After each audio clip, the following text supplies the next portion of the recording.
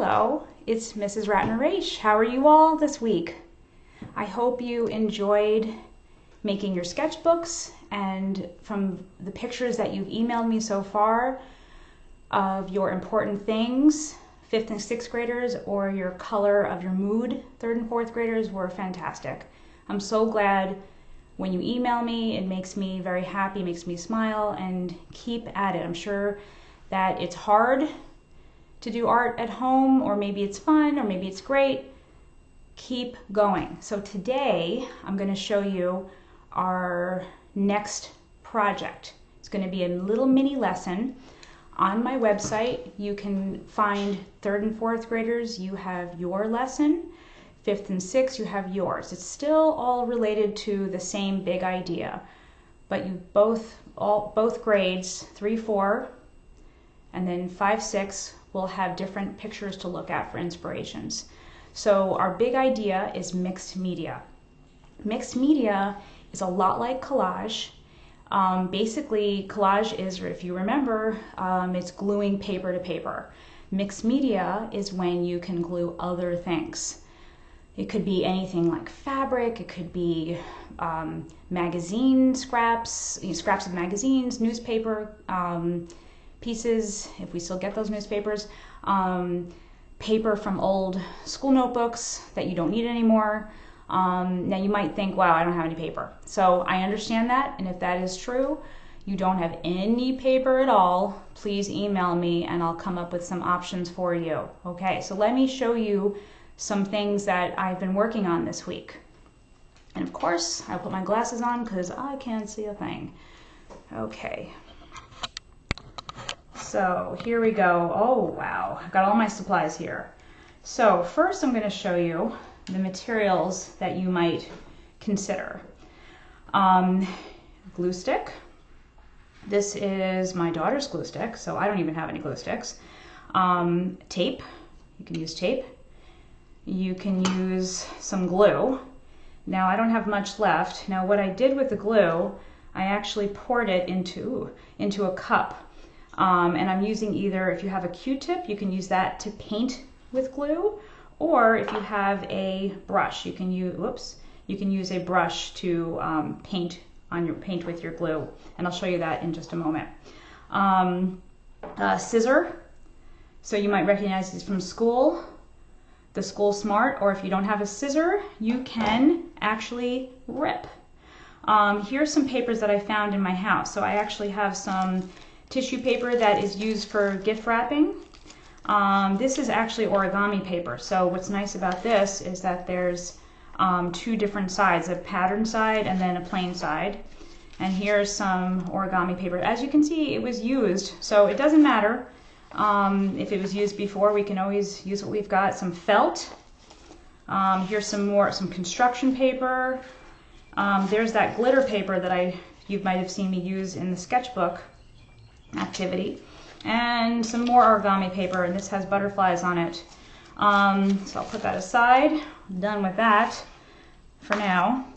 And here are some stickers, some shimmer and shine stickers that my daughter is letting me use. Not too many left, but it's still enough for our art project.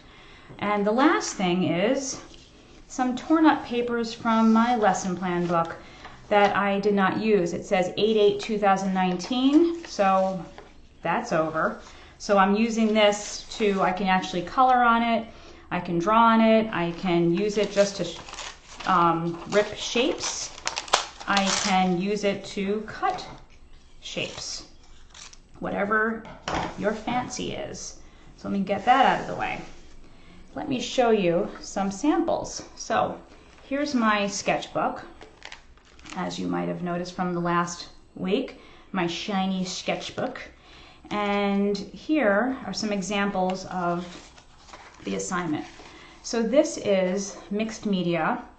And remember, mixed media is not only paper to paper, but it involves other materials. It's mostly paper, but there's stickers, some felt, and this I would call an abstract piece. And in the lesson, you'll see abstract is basically where you don't have an actual picture plan. You can plan an abstract work, Or you can do kind of what I did, was I cut and ripped different pieces and I glued, I didn't really quite plan it. But as I was working, I started planning a little bit more.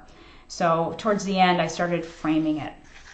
And my next work sample is a planned piece, a little landscape. And here is torn construction paper. There's some stickers, some felt, some origami paper. And when I glued it, since I don't have a ton of glue, it's not going to come out smooth. So you might notice as you're gluing, if you have glue, it's not going to be perfect. And you know, honestly, it's okay, because a sketchbook involves lots of experiments.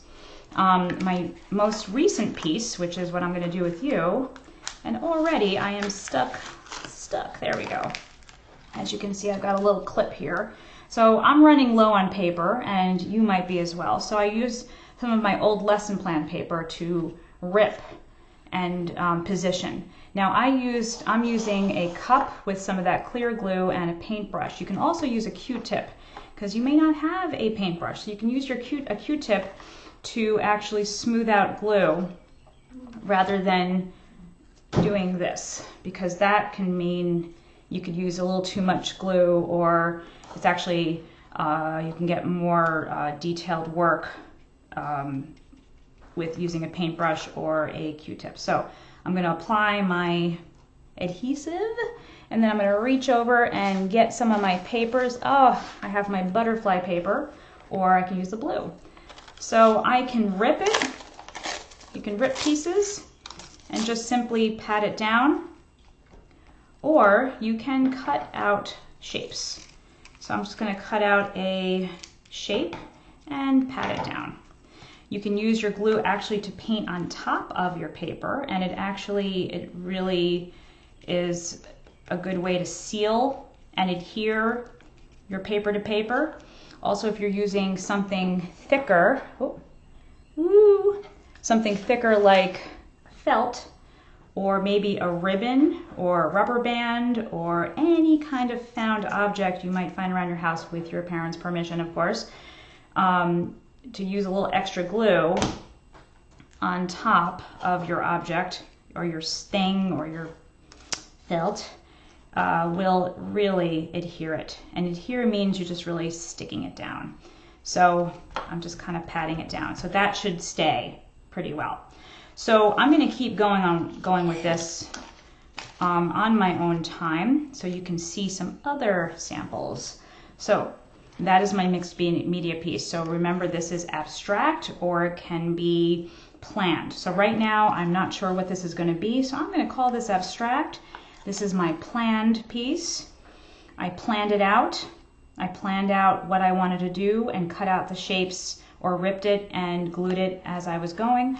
Or this can be a little bit of both, where you're planning your piece, or planning it out as you go. So that's also another way to do it. Anything goes right now, okay? Because you are on your own with your family, and I'm sure that you'll make some wonderful decisions. So I want to show you another piece. So for those of you who have a lot of stickers, such as my daughter, she made her planned piece. Actually, she said this is planned, and she said a little bit of abstract.